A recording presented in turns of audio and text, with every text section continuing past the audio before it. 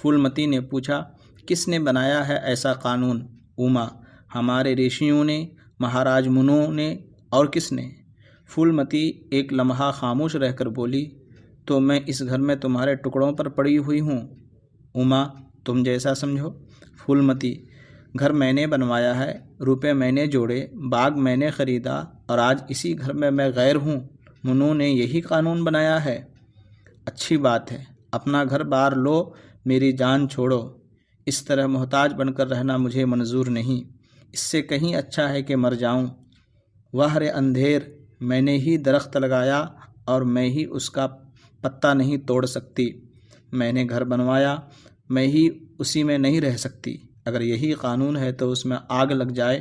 اگر میں جانتی کہ میری یہ درگت ہونے والی ہے تو ساری جائیداد اپنے نام کرا لیتی۔ چاروں نوجوان پر ماں کی اس تندی کا